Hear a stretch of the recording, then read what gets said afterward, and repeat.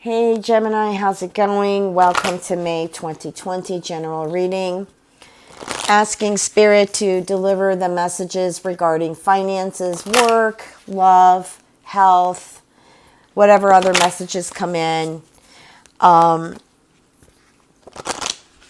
Please remember to check your moon and rising, as this reading isn't going to resonate with all of you. Let's see what messages come out now. Gemini, we've got Taurus, the month of May, also the month for you. We've got Pisces and we have Venus. So emotional times in May, but also very compassionate because of Venus and Taurus. Lots of messages in regards to grounding. Grounding is so important. We should be able to reach that plateau anyways in May because a lot of the planets will be in earth signs, especially Capricorn, but we might feel a little bit heavy here and there. I'm also sensing here that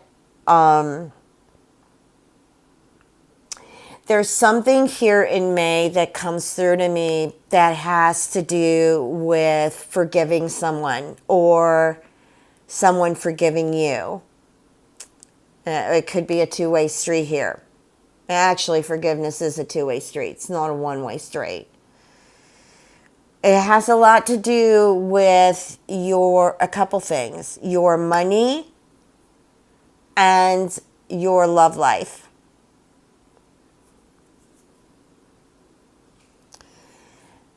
Venus is going to go retrograde in May. So some of you might feel the tension or not a good flow when it comes to love. But there are ways to work with the Venus retrograde. And that's the message that Venus is telling me here. So Venus will be retrograde until, I do believe, the end of June or July. I'm not sure. I don't have my ephemeris in front of me, but I will say that it will put tension on a few things. It will put tension on love and money and even judicial situations.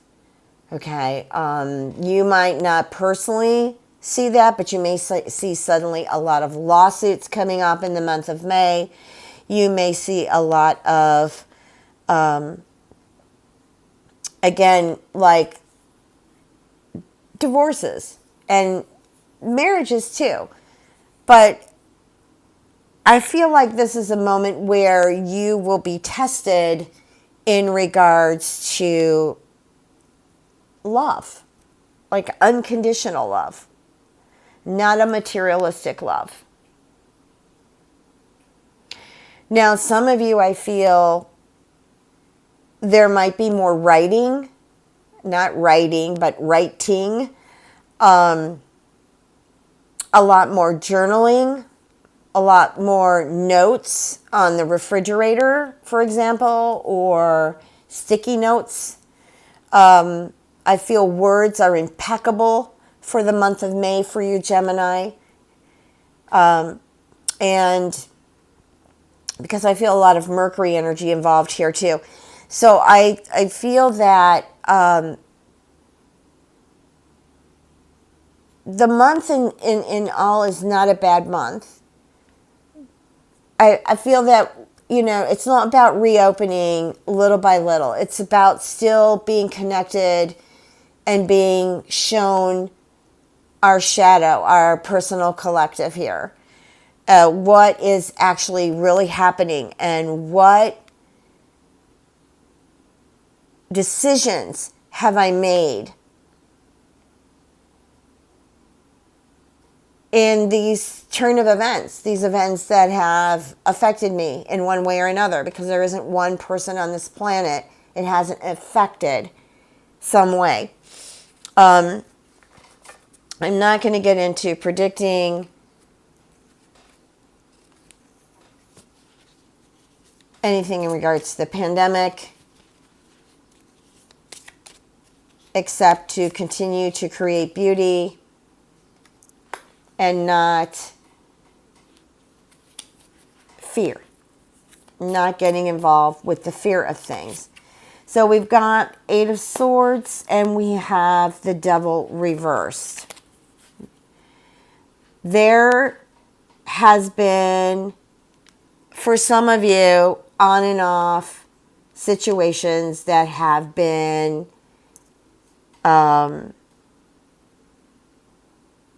for some of you tragic, for some of you painful, for some of you not so bad. But there has been a change of, some of you have experienced either sickness personally, or you have experienced a family member or friend that has been sick. Some of this may have come out to be bad news. Some of it hasn't. Some of you may have been involved in, how do I want to put this? In criticism in some way, whether this be from work or friends, or maybe you've been your own worst critic, okay? Because this is the Eight of Swords. It's a conflicted card. The card next to it, the Devil reversed, is being released from this judgment, being released from this pain. It also can represent a divorce or an ending to something. But the positive part of the Devil being reversed is the fact that you can come to an understanding. Reaching like a level of enlightenment about the crisis or the dark things that have happened in your life. We have the Seven of Coins also reversed. The Seven of Coins is the Seven of Pentacles.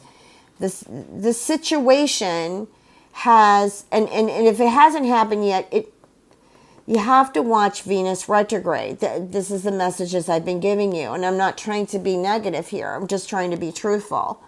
Like, the energies are very in and out. And a lot of these shifts, a lot of these changes in your personal life have given you a sense of uneasiness, have given you a sense of anxiety, because some of you have lost quite a bit of money, quite a bit, because this is the Pentacles, quite a bit of money. You may have lost your job, and you're just wondering if there's going to be a new beginning somewhere for you after these endings. We have the Knight of Cups. Let me get the next card out. And the Six of Wands. So the Six of Wands is telling me that you will reach a plateau of stability. Okay? Whether that's collecting an unemployment check, or that's receiving money other ways that has been delayed. I feel that things will shift from bad news into good news. There's also an invitation for some of you, perhaps that might be some of the good news that I'm feeling, of new opportunities, or opportunities to remain where you've been, but maybe a different operation, a different way of doing things, a different position. Okay, and when we have the Knight of Cups too, to me this is like you have arrived. You have arrived now in what you know and what you feel that you want in love. So I see commitments for a lot of you Geminis. I also see a breaking of commitments. So this could go both ways, but that's not for you to get panicky over this reading about. It's just because you've got the Six of Wands in it and next to it. And to me, that's like good news. So in May, a lot of you will be receiving proposals both in work and also in love. Okay. And it's some type of coming to an agreement of a commitment. And Gemini, you're about words, your communication, thoughts, words, etc. So this is where I felt with the Devil card that you would come to some understanding, or people who are involved in your environment will come to an understanding. We've got the Six of Cups. This is probably some of you remembering things from the past, like lots of good and maybe haunting memories. And what I mean by haunting memories is, like, I posted something on Facebook related to how everyone would psychologically be affected by the lockdown, by the quarantine. Because a lot of us have experienced punishments in the past from, a caretaker or caretakers, even at school, being grounded, being sent to our room, shut the door, no, you can't do this for a week or two. These triggers, they're triggers. You're not conscious of them, but they're triggers of the past, okay? That's what I get here, too. Now, I see somebody returning from the past for some of you, because the cards, we've got the Lovers and we've got the Three of Pentacles. The Three of Pentacles is also about what trade or skill or degree do we have, and how can we apply this? How can we apply this when we want to make a career change? Also Six of Cups. What are my gifts? What are my gifts? And how do I apply this into a changing world? And then we've got the Lovers. Gemini, this is you. This is about trusting you, trusting your inner guidance.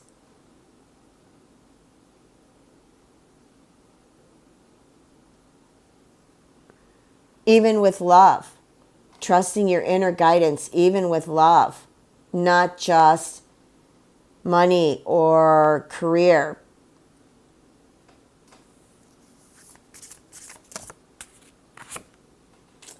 And then we have the Chariot. Let me get the last card out here. All right, you want this one. And then the Two of Swords. So some of you have thought about moving in with your lover, with your significant other. Some of you have thought about parting with your significant other. There's a move here. A moving forward, an actual physical move, escaping, where can I run away to? You've got the Two of Swords. It's about balancing the forces, balancing your energies, not overreacting, getting into a place where you can feel somewhat harmonized in order to make decisions. And these decisions will be involved through words, so communication, and the written word. Okay, so that could be a marriage license, that could be divorce documents, that could be a love letter that is expressing how you feel. It could be just journaling all the anxieties or all the different energies you're feeling so that you get to a place of balancing the forces, maintaining peace. Let me get a star card. Star seeds. Star ancestors. Star seeds, you'll get that. But for the ones that aren't star seeds, star ancestors. There are hidden messages. They're already programmed in our DNA strands. They're already coded within our cells. There are messages from the past. Lost wisdom, lost messages, reacting off of already programmed genetic coding that is passed along from the ancestors who may have been involved in a previous pandemic or some type of crisis or trauma. Pluto is retrograde in Capricorn. Let go of the past. Look deeper. Also, it's a message that there are hidden secrets. I'm getting that a lot. I think a lot of it will be what comes out in the public about a lot of our leaders, politicians, and more on other things that, like Amazon and other companies, etc., that have been really pulling the mask over our eyes. Okay, so this is about looking deeper. Let me see what else.